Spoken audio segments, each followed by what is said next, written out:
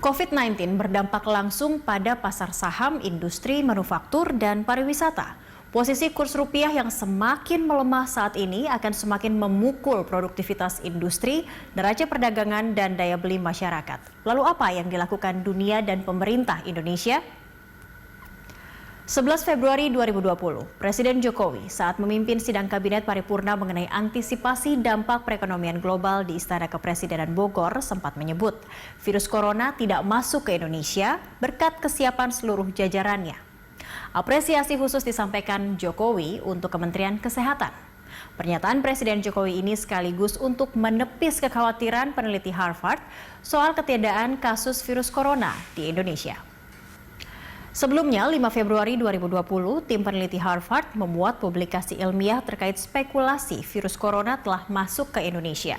Profesor bidang epidemiologi dari Universitas Harvard, Mark Lipsitch, mengatakan ada kemungkinan virus corona galur baru sebenarnya telah menyebar di Indonesia, tetapi tidak terdeteksi.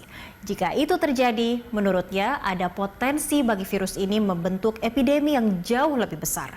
Mengutip wawancara yang diunggah mahasiswi Harvard University Nadira Afifa dengan Profesor Mark Lipsitch di YouTube, riset yang dilakukan adalah prediksi dengan pemodelan matematis.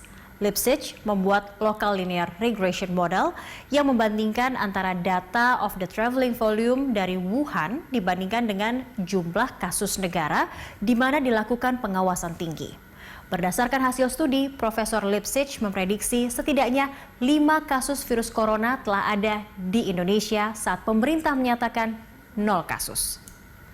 Menanggapi hasil studi Profesor Lipsitch, Menteri Kesehatan Terawan pada 11 Februari lalu menyatakan ini adalah bentuk penghinaan dan mendiskreditkan negara Indonesia.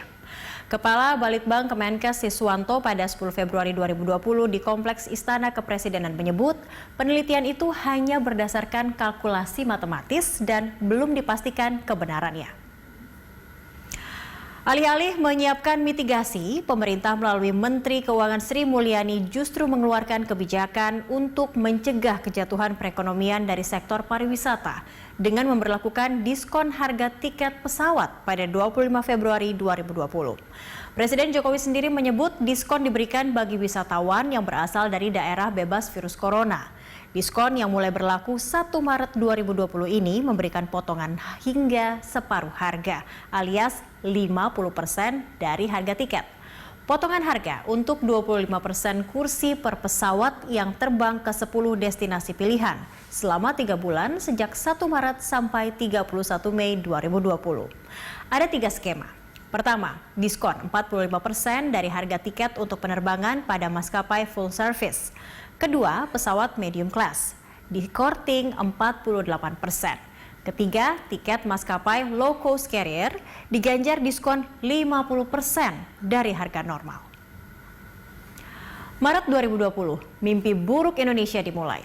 Berdasarkan data Badan Nasional Penanggulangan Bencana Kasus COVID-19, pertama kali diumumkan di Indonesia pada 2 Maret 2020 dengan 2 kasus. Setelah itu, pandemi virus corona jenis baru kian meluas di Indonesia. Tak hanya orang yang positif COVID-19, jumlah orang dengan resiko atau ODR dan jumlah pasien dengan pengawasan PDP meningkat tajam. Hanya dalam waktu 16 hari, jumlah kasus positif COVID-19 naik menjadi 227 kasus. 20 hari berselang, jumlah orang yang positif COVID-19 sudah di atas 500 kasus. 22 hari kemudian atau 24 Maret 2020 menjadi 686 kasus. Menurut data Jakarta Interbank Spot Dollar Rate, nilai tukar rupiah menembus angka Rp16.608 per dolar Amerika pada 23 Maret 2020.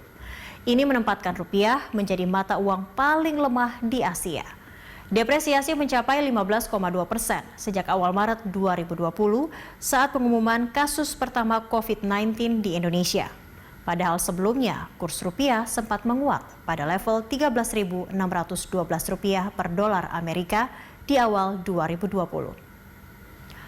Pandemi COVID-19 dan bauran kebijakan dari dalam dan luar negeri membawa tekanan pada pasar saham. Di Indonesia, indeks harga saham gabungan melemah menjadi di bawah level psikologis 6.000. Kinerja indeks harga saham gabungan menurun 10,75% pada pekan kedua Maret dibandingkan pekan sebelumnya. Demikian juga dengan kapitalisasi pasar yang menurun sebesar 10,68% pada periode ini. Sepanjang perdagangan 9-13 Maret 2020, IHSG berada di level 4.907. Padahal indeks akhir tahun lalu ditutup pada level 6.299,5. Kinerja mingguan IHSG ini merupakan kinerja terburuk sejak Oktober 2008. Sementara itu, Bursa Saham Amerika Serikat Wall Street pada perdagangan 16 Maret 2020 terkoreksi tajam karena COVID-19. Bahkan kinerjanya menjadi yang terburuk sejak 1987. Perdagangan di Wall Street pun terpaksa berhenti 15 menit setelah saham yang berada di indeks S&P 500 terjun 8%. Organisasi untuk Kerjasama dan Pembangunan Ekonomi (OECD) menyatakan pandemi COVID-19 membawa kejutan ekonomi, keuangan, dan sosial ketiga terbesar pada abad ke-21 setelah serangan teror 11 September dan krisis keuangan global 2008. Kejutan ini menimbulkan penurunan tajam pada produksi, rantai pasokan, dan konsumsi dunia yang bisa berujung krisis ekonomi dunia.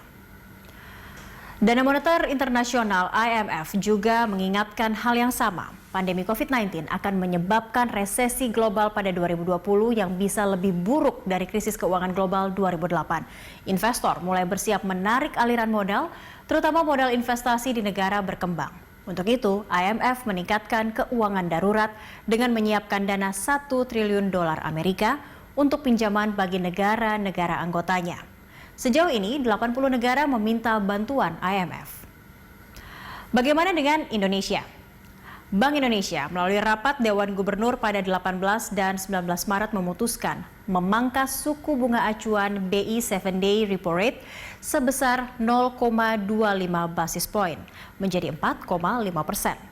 Suku bunga deposit facility menjadi 3,75% dan suku bunga lending facility menjadi 5,25%.